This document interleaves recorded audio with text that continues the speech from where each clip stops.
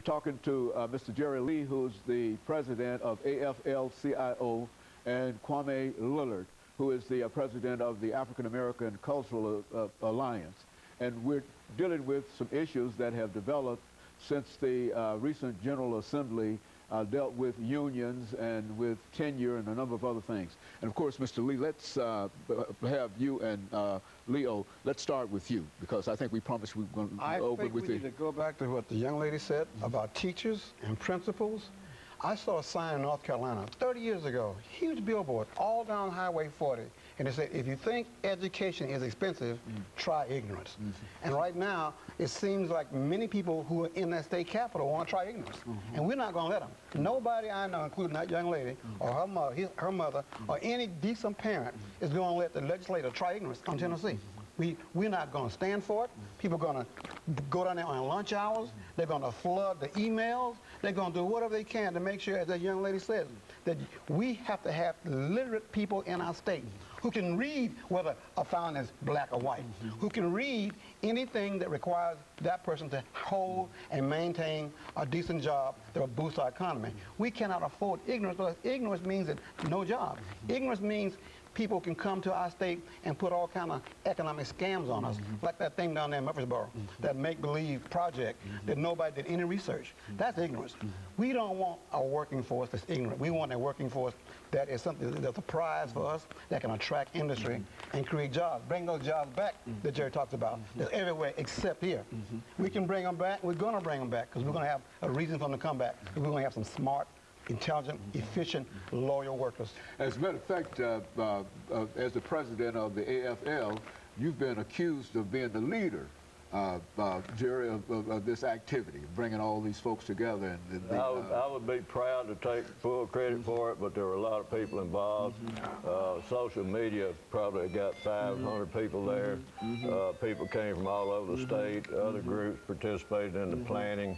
And not only union groups, but community groups and faith-based groups. So it was a real coalition of people, and I think they're all trying to say we're fed up and we're not going to take it anymore.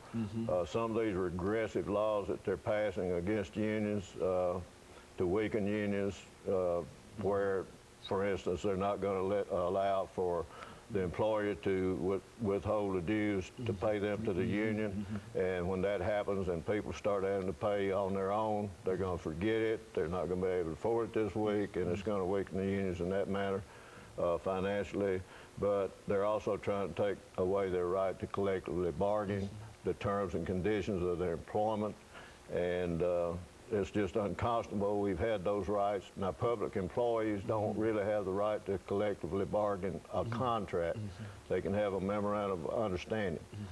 But the fact is that teachers have had the right to a contract since 1978, and I think our schools have done very well under that contract and under those conditions. They're trying to say that other teachers that choose not to belong to the union are not represented. That's not true. The union represents every worker in this state. It's a right-to-work state. People that are in the union in Tennessee are there because they want to be, not because they have to be. And they remember things like not having weekends off. They remember things when their boss could fire you on the spot. That's right. When they remember when somebody that age of that child had to work. Now that's what unions brought to America. Nobody wants that back. Nobody in their right mind in the state wants to see unions gone from the state, because you're going to have that same kind of abuse of everybody.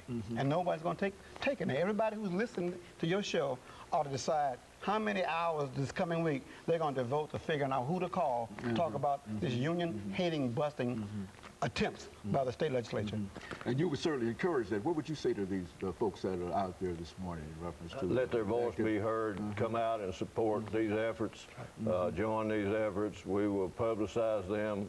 Social media has picked up on this, and they're really helping to develop crowds and what have you to come to these events.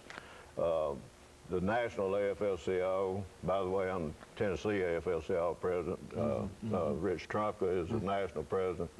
And we have this We Are One campaign that's going to revolve around April the 4th and building up to and away from. And we want small events, we want big events, we want everybody to talk about the fact that we are one, that we in this country are losing our freedoms. And so you're saying the working man in Tennessee as well as across America really is in a dire strait. We're under attack, and it's a frontal